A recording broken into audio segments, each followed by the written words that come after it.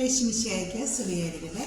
എന്നെ കാണുന്ന എൻ്റെ പ്രിയപ്പെട്ട എല്ലാ സഹോദരങ്ങൾക്കും വീണ്ടും വരുന്നതിനായ നമ്മുടെ കർത്താവായ യേശുക്രിസ്തുവിൻ്റെ നാമത്തിലുള്ള സ്നേഹവന്ദനത്തെ അറിയിക്കട്ടെ. ഇന്ന് ഞാൻ ഈ വീഡിയോയുമായിട്ട് വരുമ്പോൾ കർത്താവ് എന്നെ ഈ മാസം 2 കാര്യങ്ങൾ അറിയിച്ചു. ആ 2 കാര്യങ്ങളും തക്ക സമയത്ത് വീഡിയോ ചെയ്ത് ലോകത്തോട് പറയേണ്ട ഉത്തരവാദിത്വം എനിക്കുണ്ടായിരുന്നു. എൻ്റെ മടി കാരണം ഞാനത് ചെയ്തില്ല, അല്ലെങ്കിൽ പറഞ്ഞില്ല. പക്ഷേ ഇന്ന് അതുമായി ബന്ധപ്പെട്ട് ലോകത്തിൽ സംഭവിച്ചൊരു കാര്യം കണ്ടപ്പോൾ, അല്ലെങ്കിൽ നമ്മുടെ കേരളത്തിൽ സംഭവിച്ചൊരു കാര്യം കണ്ടപ്പോൾ ദൈവസന്നിധിയിൽ ഒരു ക്ഷമാപണത്തോടുകൂടിയാണ് ഞാനിപ്പോൾ ഈ വീഡിയോയുമായി നിൽക്കുന്നത്. പ്രിയപ്പെട്ട സഹോദരങ്ങളെ, നമ്മുടെ കർത്താവ് ഈ ഭൂമിയിൽ എന്തെങ്കിലും ചെയ്യുന്നു. ഇപ്പം എന്തെങ്കിലും ഒരു കാര്യം സംഭവിച്ചു, ഭൂകമ്പമോ അല്ലെങ്കിൽ എന്തെങ്കിലും അങ്ങനെ മനുഷ്യനെ പ്രയാസപ്പെടുന്ന എന്തെങ്കിലും കാര്യങ്ങൾ സംഭവിക്കുമ്പോൾ നമ്മൾ മറ്റുള്ള ജനങ്ങൾ പെട്ടെന്ന് ദൈവത്തിന് പറയുന്നുണ്ട്, വിശ്വാസം കാണുമോ? ദൈവത്തിൻ്റെ യേശുക്രിസ്തുവിൻ്റെ 2ാമത്തെ വരവിൻ്റെ സമയത്ത് ഭൂമിയിൽ വിശ്വാസം നിലനിൽക്കുമെന്ന് ചോദിക്കുന്നുണ്ട്.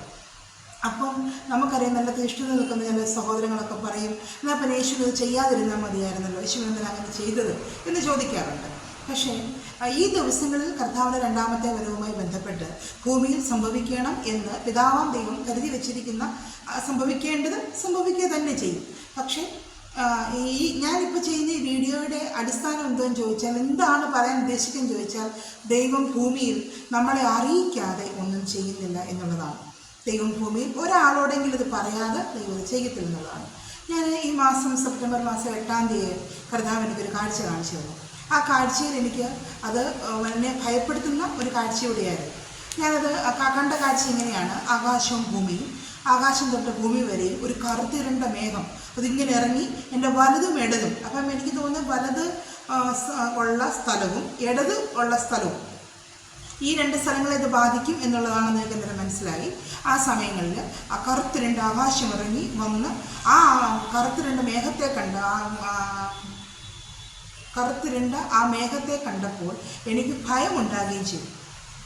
അത് ആകാശം തൊട്ട് ഭൂമി വരെയും ഈ മേഘം കറുത്തിരണ്ട് നിൽക്കുകയാണ്. നമുക്കത് കാണാൻ പറ്റും, കറുത്തിരണ്ട മേഘം.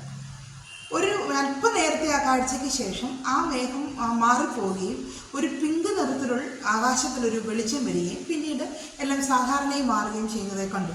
അപ്പോൾ എൻ്റെ മനസ്സിൽ വലിയ മഴയ്ക്ക് സാധ്യതയുണ്ട്, വലിയ മഴ ഭൂമിയിൽ അല്ല കേരളത്തിൽ അല്ലെങ്കിൽ പെയ്യും എന്നുള്ളൊരു ബോധ്യൻ്റെ ഉള്ളിൽ തോന്നി.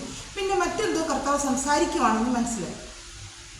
പിന്നീട് ഈ 2-3 ദിവസങ്ങൾക്ക് മുമ്പ് ഞാൻ വീണ്ടും ഒരു കാഴ്ച കണ്ടത് എന്താണെന്ന് ചോദിച്ചാൽ, വെള്ളക്കെട്ടുകൾ നിറഞ്ഞു കവിയുന്നതായിട്ട് കണ്ടു.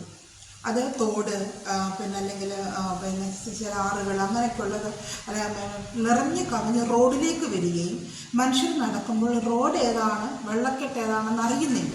അതുപോലെ വെള്ളം നിറഞ്ഞു നിൽക്കുന്നതായിട്ട്, അത് നല്ല ഒഴുക്കാണ്. നല്ല ഒഴുക്കിൽ ഇത് വല്ലാതെ ജലം നിറയുന്നതും വെള്ളക്കെട്ട് നിറയുന്നതായിട്ട് കണ്ടു.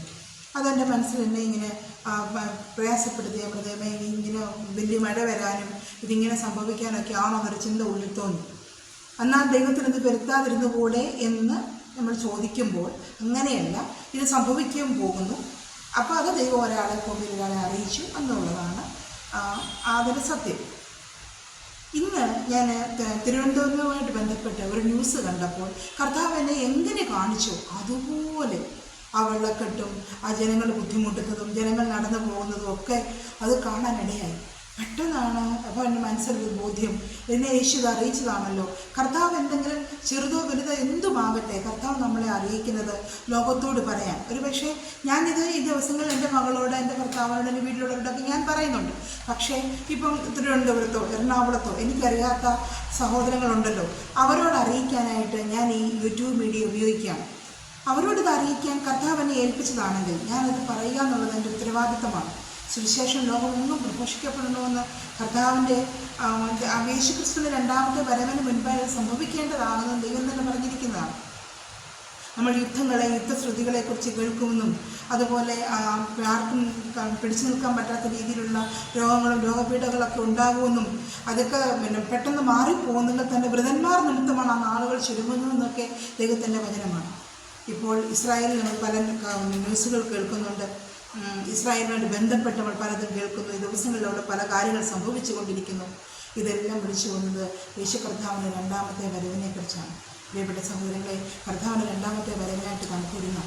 നമ്മുടെ കണ്ണുകൾ, നമ്മൾ രാവിലെ മുതൽ വൈകോളം വരെ നമ്മുടെ കണ്ണുകൾ നമ്മൾ പലത് കാണും. അത് നല്ലത് കാണും, തീയത് കാണും. നമ്മുടെ കാതുകൾ നമ്മൾ രാവിലെ മുതൽ വൈകോളം വരെ പലത് കേൾക്കും. അത് നല്ലതായിരിക്കാം, തീയതായിട്ടുള്ളത് കേൾക്കുമായിരിക്കാം. നമ്മുടെ ഹൃദയത്തിലൂടെ പലത് കടന്നു പോകും. ഞാൻ പറയട്ടെ, ഈ ദിവസങ്ങളിൽ ഞാൻ ആരോട് സംസാരിച്ചാലും, ഈ ദിവസങ്ങളിൽ ഞാൻ എപ്പോൾ പ്രാർത്ഥിച്ചാലും, ഈ ദിവസങ്ങളിൽ പറയുന്ന കാര്യം, കർത്താവെ, എൻ്റെ കണ്ണിൽ ഞാൻ പലത് കണ്ടിട്ടുണ്ട്, എങ്കിലും അവയെല്ലാം മാറ്റിയിട്ട് എൻ്റെ കർത്താവിനെ കാണുവാൻ, എൻ്റെ കാതുകളിൽ ഞാൻ പലത് കേട്ടു, എങ്കിലും അവയെല്ലാം മാറ്റിയിട്ട് കർത്താവിൻ്റെ കാഹള ശബ്ദം കേൾക്കുവാനായിട്ട്, അതുപോലെ സകല ജാഗ്രതയോടുകൂടി നിൻ്റെ ഹൃദയത്തെ കാത്തു സൂക്ഷിക്കാൻ കർത്താവ് പറഞ്ഞിരിക്കുന്നു. അപ്പോൾ ഒരു ദിവസം മുഴുവൻ നമ്മുടെ ഹൃദയത്തിലൂടെ പല കാര്യങ്ങൾ കടന്നു പോകും. എന്നാൽ യേശുനാമത്തിൽ കർത്താവിൻ്റെ രക്തത്താൽ എന്നെ കഴുകി എൻ്റെ പാപങ്ങൾ എന്നോട് ക്ഷമിച്ച് എൻ്റെ ഹൃദയത്തെ വിശുദ്ധീകരിച്ച് ക്രിസ്തു പറയുന്നത് കേൾക്കുവാനും ക്രിസ്തുവിനെ ഹൃദയത്തിൽ കൊണ്ടു നടക്കുവാനും അവനെ സ്വീകരിച്ച് അവനെ വഹിച്ചു നടക്കുവാനുള്ള കൃപ എനിക്ക് നൽകണമെന്ന് എല്ലാ ദിവസവും പ്രാർത്ഥിക്കുന്നു. ഞാൻ പ്രാർത്ഥിക്കുന്നു, നമ്മൾ ഓരോരുത്തരും പ്രാർത്ഥിക്കേണ്ടതായിരിക്കുന്നു. ഈ ദിവസങ്ങളിൽ വിശ്വാസം നഷ്ടപ്പെടാതെ ദൈവത്തിൻ്റെ രണ്ടാമത്തെ വരവിനായിട്ട് നമുക്ക് എല്ലാവർക്കും ഒരുങ്ങാം. കർത്താവ് നിങ്ങളെ എല്ലാവരെയും സമൃദ്ധമായിട്ട് അനുഗ്രഹിക്കട്ടെ.